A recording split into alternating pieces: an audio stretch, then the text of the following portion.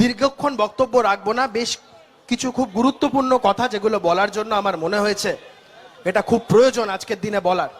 মঞ্চে উপবিষ্ট আমাদের দলের রাজ্য সভাপতি, কেন্দ্রীয় মন্ত্রী সুকান্ত দা, প্রাক্তন সভাপতি রাজ্যের দিলীপ দা, রাহুল দা, লকেট দি থেকে শুরু করে অন্যান্য সমস্ত নেতৃবৃন্দ, ইন্দ্রনীল আছে আমাদের যুব মোর্চার, ইন্দ্রনীল দা যুব মোর্চার সভাপতি, এছাড়াও অর্চনা দি থেকে শুরু করে সবাই আছেন এখানে, আমি সবার নাম বলে সময় নষ্ট করলাম না।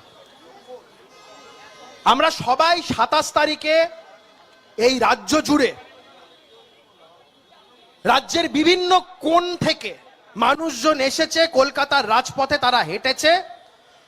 প্রত্যেক কটা মানুষের একটাই দাবি ছিল, দফা এক, দাবি এক, মমতার পদত্যাগ। একটা স্বতঃস্ফূর্ত মিছিল, একটা গণতান্ত্রিক মিছিল। এবং আমার মনে আছে একজন আইনজীবী হিসাবে এই মিছিলটা করার আগে সায়ন আমার সাথে যোগাযোগ করেছিল অ্যাজ অ্যান আইনজীবী হিসাবে।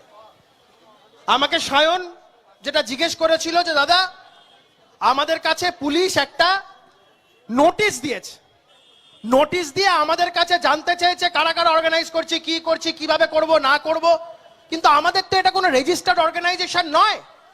তো আমাদের কাছে সার্বিকভাবে এই পুঙ্খানুপুঙ্খ তথ্যগুলো আমাদের কাছে হওয়া সম্ভব নয়। এই কলটা একটা স্বতঃস্ফূর্ত কল।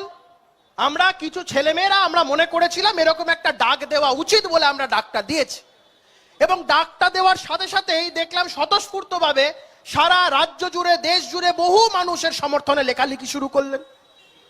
সায়নের বক্তব্য ছিল যে আমরা এই ডাকটা দিয়েছি, আমরা জানিও না 5টা লোক হবে না, 50টা লোক হবে না, 50,000 হবে, কেউ আমরা জানি না। যেটা হবে সেটা সেই দিনকে রাস্তায় আমরা বুঝতে পারবো। তখন আমি সায়নকে বললাম, তোমার এই কথাগুলো যেটা আমাকে বলছো, এই কথাটাই তুমি লিখিত আকারে পুলিশকে জানিয়ে দাও। খুব ইম্পর্টেন্ট, আমি আপনাদের বলছি, হাইকোর্ট কালকে যখন অর্ডার পাস করে, জাস্টিস অমৃতা সিনহা স্পষ্টত কিছু কথা বলেছে যেটা খুব উল্লেখযোগ্য। জাস্টিস সিনহা বলেছেন, had there been no RG Kar incident, there would have been no Paschimbanga ছাত্র সমাজ। আরজিকরের ঘটনা হয়েছে বলেই মানুষকে পথে নামতে হয়েছে। সেই গণতান্ত্রিক আন্দোলনের উপর কত বড় বোকার মতন কাজ দেখুন। যদি বিজেপির লোকেরা এই জিনিস করতো, আমি taking it at it's face value বলছি, আরপিএফ এর লোকেদের মেরে মাথা ফাটিয়ে দিয়েছে, একটা ট্যাক্সি ভাঙচুর করেছে, আরপিএফ এর লোককে কেন মারবে? এই প্রশ্নগুলো ওঠা উচিত। জায়গায় জায়গায় পুলিশকে মারা হয়েছে, আরপিএফ কে মারা হয়েছে এই আন্দোলনকে কালিমালিপ্ত করার জন্য। আপনাদের আবারও বলছি, কালকে অনারেবল হাইকোর্ট মামলাটির যে অর্ডার দিয়েছেন, প্রত্যেকটা ছত্রে ছত্রে রাজ্য সরকারের তীব্র ভৎসনা করেছে। এবং আমি আপনাদের বলছি, লিখে রাখুন আমার কথা, আইন কানুন এখনো এই দেশে আছে।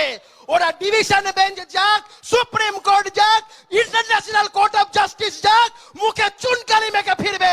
লিখে রাখুন আমার কথা। জাস্টিস অমৃতা সিনহা বলেছেন, আমি উনাকে রিলিজ করলাম to prevent the abuse of the process of law. High court writ জুরিসডিকশনে একজনকে রিলিজ করছে, এর মতন ঐতিহাসিক ঘটনা হতে পারে না। ওরা যত মারবে আমাদের মিছিল তত বাড়বে, ওরা যত মারবে আমাদের শক্তি তত বাড়বে। আর কালকে সায়নের হয়েছে, আমি চ্যালেঞ্জ করছি মমতা বন্দ্যোপাধ্যায়ের এই সরকারকে, 10টা দিন পুরো জেল ফাঁকা হয়ে যাবে, একটাও বিজেপির লোককে রাখতে পারবেন না, রাখতে পারবেন না, রাখতে পারবেন না। এই কয়েকটি কথা বলে সবাইকে জাতীয়তাবাদী অভিনন্দন জানিয়ে বক্তব্য শেষ করছি।